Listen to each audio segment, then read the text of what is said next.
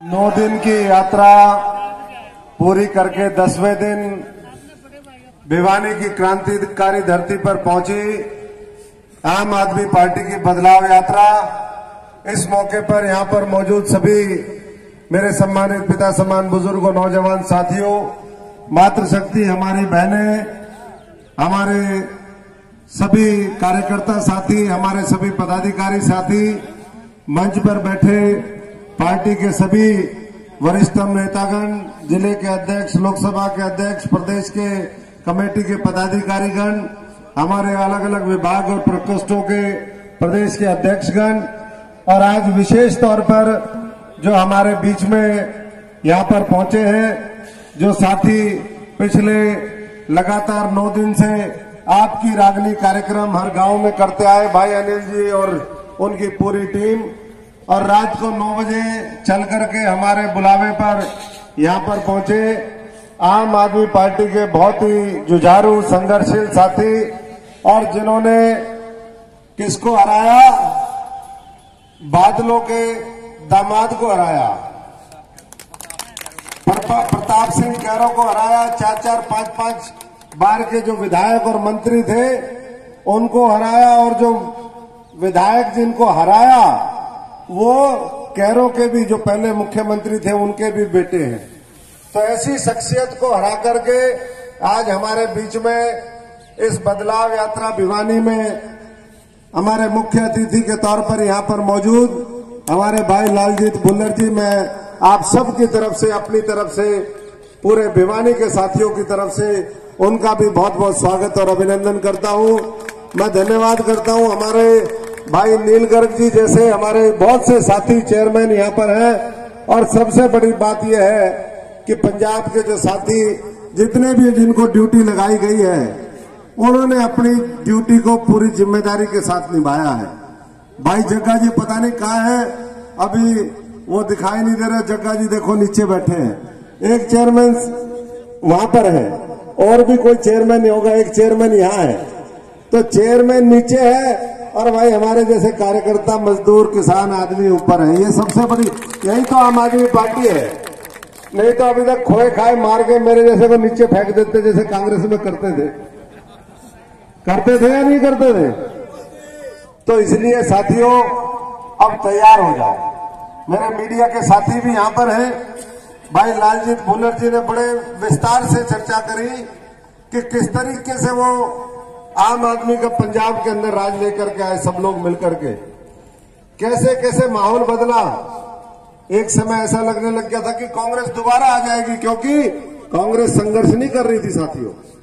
संघर्ष दिल्ली के बॉर्डर पर किसान कर रहा था, मजदूर कर रहा था। पंजाब और हरियाणा के हर घर से लोग निकल करके और दिल्ली के तीनों तरफ बॉर्डर घेर लिया था, और उसके बाद चुनाव, ये लगता था कि अब पंजाब में आएगा तो भाई आम आदमी पार्टी पीछे चली जाएगी, जो सत्ता में है वो आगे आ जाएंगे। क्योंकि थोड़े दिन पहले चुनाव हुआ था किसका? लोकल बॉडीज का, नगर निकाय का, और उसमें कांग्रेस क्योंकि सरकार में बैठी थी, दबदबा उन्होंने बनाया और वहां पर जीत लिए। लेकिन समय बीतता गया और लोगों ने मन बना रखा था कि जो 2017 के अंदर चूक हुई, अब हमें उसे बदलने का काम करना है। अब 2022 में फिर दोबारा हमें चूक नहीं करनी, और इस बार नए नए नौजवानों को नेतृत्व सौंप करके पंजाब की विधानसभा में भेजना है।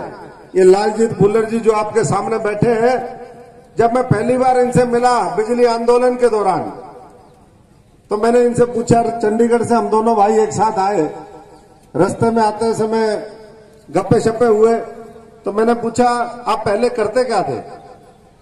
तो इन्होंने कहा जी मैं तो किसान बैकग्राउंड का आदमी हूं, खेती किसानी है, पट्टी मेरी विधानसभा है, तरन तारण पाकिस्तान के बॉर्डर पर जो जिला लगता है अमृतसर से अलग हुआ, बोले वहां का मैं बाशिंदा हूं, और पहले मैं आड़त का भी काम करता था और साथ में किसान आंदोलन में भी था।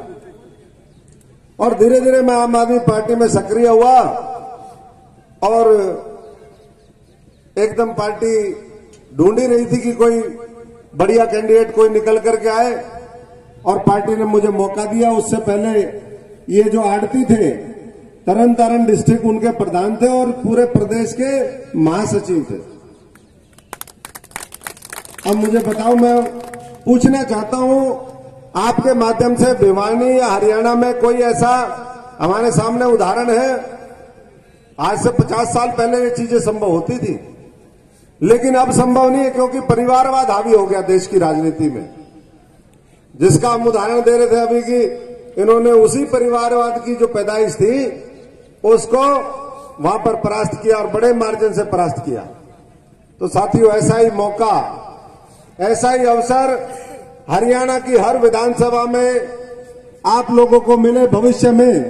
ये अरविंद केजरीवाल जी की सोच है कि हमें जो ऊपर बैठे हैं उन्हें नीचे ले आना है और नीचे वालों को ऊपर ले आना है। इसी का नाम व्यवस्था परिवर्तन है। सत्ता तो आनी जानी बदलनी चीज है, लेकिन व्यवस्था जब बदल जाती है फिर करोड़ों लोगों को अपने आप ही उसका फायदा मिलता है।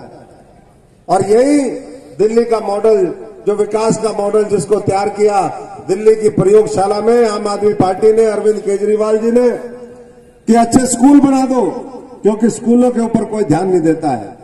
मैं बधाई देता हूं आज इस मंच के माध्यम से अरविंद केजरीवाल जी और उनके सहयोगियों को, दिल्ली के, जिन्होंने अच्छे अच्छे स्कूल बनाए और पूरी दुनिया में साबित कर दिया कि स्कूलों को बदल करके बार बार लोग मौका दे देते हैं। लोग सेवा करने का जो है वो सरकारों को 3-3, 4-4 बार मौका देते हैं। हमारे दिल्ली के साथियों ने अस्पताल बना करके साबित किया कि अगर गरीब, किसान, मजदूर, जो साधारण परिवार के लोग हैं, बड़ी आबादी है, अगर उनका इलाज होता है तो वो लोग भी साथ दे देते हैं। दिल्ली के साथियों ने फिर साबित किया कि अमन, चैन, भाईचारा बना करके अगर अच्छा इंफ्रास्ट्रक्चर तैयार किया जाए, बड़े बड़े पुल बनाए जाए, वहां पर चलने के लिए, जैसे विदेशों में, दिल्ली में आपने देखा होगा कई इलाकों में जब आप जाते हो तो आपको देखने को मिलेगा कि जैसे विदेशों में चलने के लिए रास्ते होते हैं, वैसे उन्होंने बनाने का काम किया। तो साथियों, उसी का नतीजा था कि जब हमने एक बार देखा कि भाई ये मॉडल तैयार हो गया, तो फिर उसको पंजाब वालों ने कबूल किया। अब पंजाब वालों के बाद और राज्यों के अंदर भी उसकी सुबगाहट उठी। और मैं कहना चाहता हूं यहां से, वैसे तो कई बार कांग्रेस कह देती है कि जी आम आदमी पार्टी लड़ गई, कोई और पार्टी लड़ गई, कोई रीजनल पार्टी लड़ गई, वोटों का विभाजन हो गया तो हम हार गए। अगर कांग्रेस पार्टी गुजरात में 1984 में आखिरी बार वो सत्ता में आए थे, 84 से लेकर के 39 साल हो गए, आज 39 साल में जब वो नहीं जीत पाए, अगर वो ये चुनाव वोट नहीं काटती आम आदमी पार्टी की, तो झाड़ू गुजरात में भी चल जाती। हम उल्टा काउंटर उनसे करते हैं। अभी आपने फिर धोखा दिया 3-4 राज्यों के चुनाव में, कह दिया कि भैया ओ भाई ये बंद कर दो, अभी हेलो गड़गड़ बंद कर दो, ये बंद कर दो यार, ये तो 1 मिनट में बटन से चालू हो जाएगा, जैसे बटन दबाना है। इस बार जैसे झाड़ू का बटन दबाना, तेरा भी बटन दबा देंगे, इसलिए चिंता ना करिए, बाद में अभी आवाज गड़बड़ कर देगी। 3 राज्यों के जो अभी नतीजे आए हैं, छत्तीसगढ़, मध्य प्रदेश, राजस्थान, इंडिया अलायंस की 4 मीटिंगें हो चुकी थी उससे पहले, और हमारे नेतृत्व को कहा गया कि भाई हम अलायंस में चुनाव लड़ेंगे, और आखिर में क्या किया, लास्ट में धोखा दे दिया। लेकिन आम आदमी पार्टी ने फिर भी, क्योंकि कैंपेन ढीला कर दिया था कि भाई वोटों का विभाजन नहीं होना चाहिए, और नतीजा क्या आया, नतीजा तीनों जगह सरेंडर करके और राज खो दिया।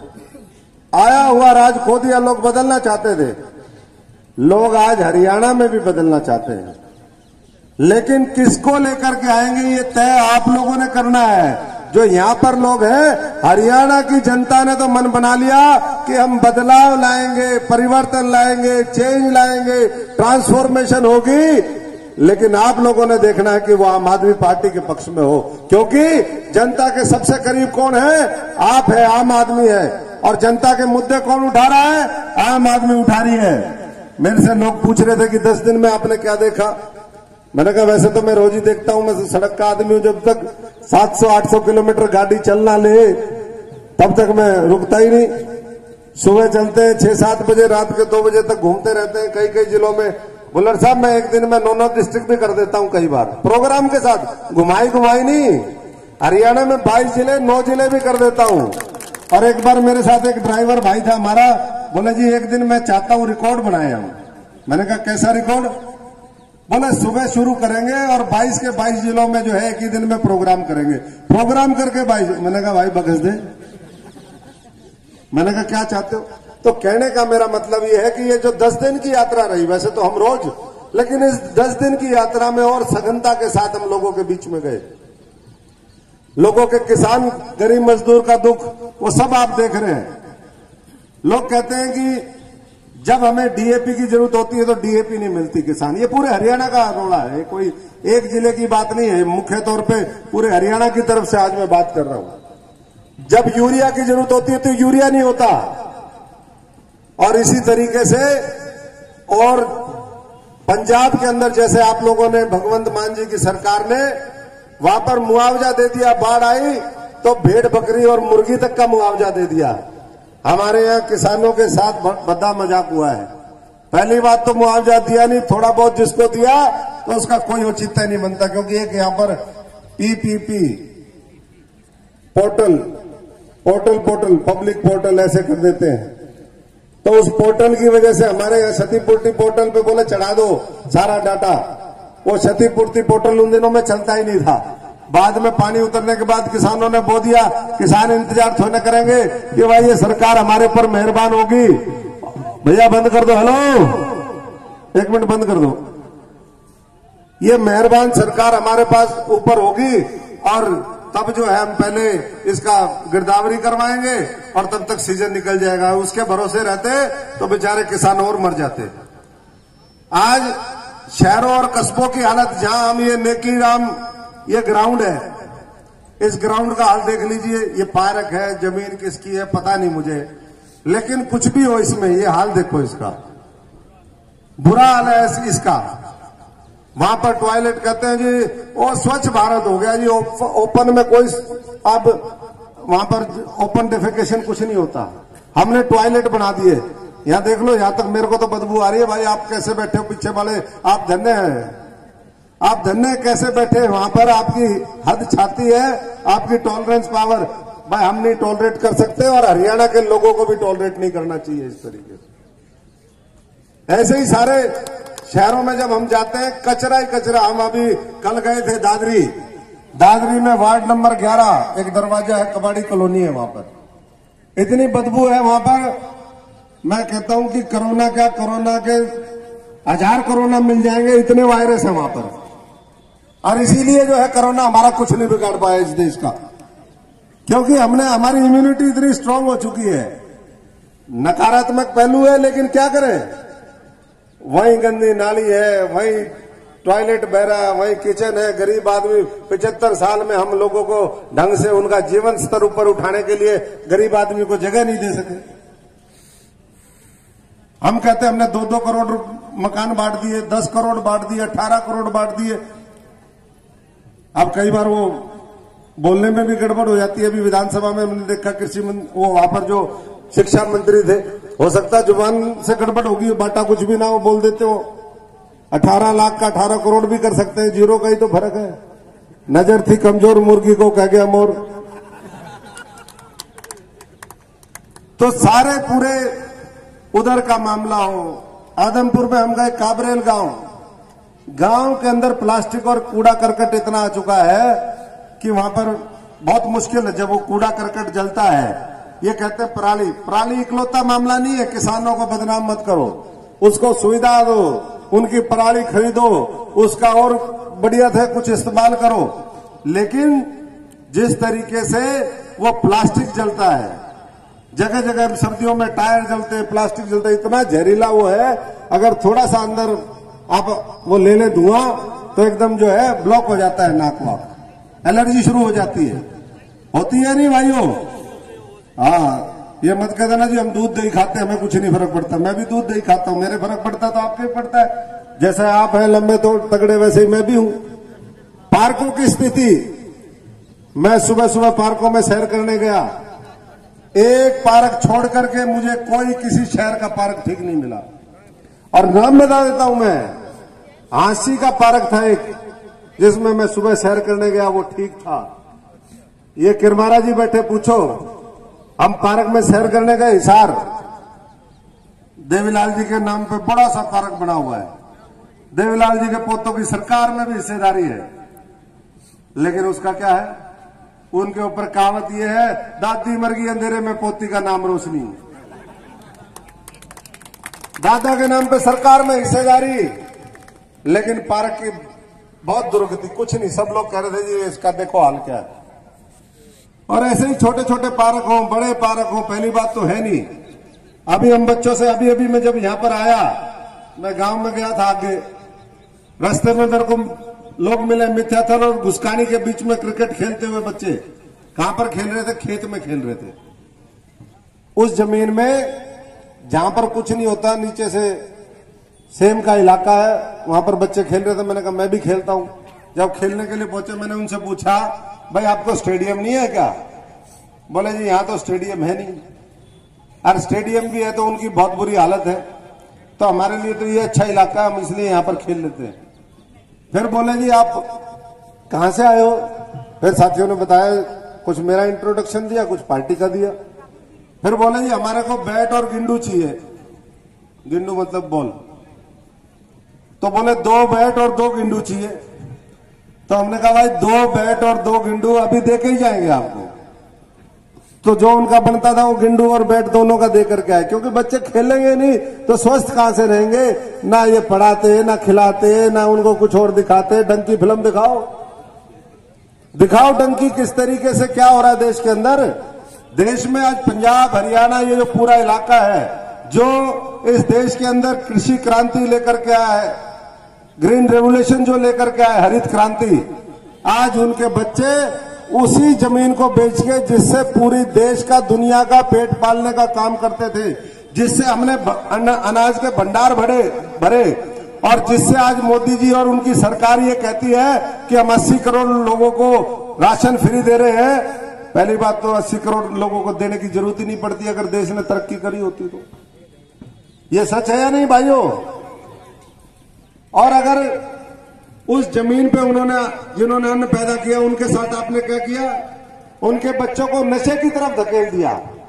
डब वाली, काला वाली, हमारे साथी यहां पर बहुत से बैठे हैं, पंजाब के साथ लगता हुआ इलाका है। वहां कोई ऐसा दिन नहीं जिस दिन डबवाली के अंदर आता। डबवाली पंजाब में है और आता हरियाणा में। मैं साथियों की सुविधा के लिए बता दूं, कोई ऐसा दिन नहीं डबवाली के अंदर नशे की वजह से एक नौजवान की मौत नहीं होती है। एवरेज में बता रहा हूं। यही हाल कालावाली का हो। पंजाब में नशे के ऊपर रोक लगा दी, लेकिन हरियाणा 70 से 80% नशे की चपेट में चला गया है। दिन में यूं करते घूमते, बच्चों को पता ही नहीं चलता किधर जा रहे हैं, क्या कर रहे हैं। उनकी दशा और दिशा दोनों खराब हो रही है।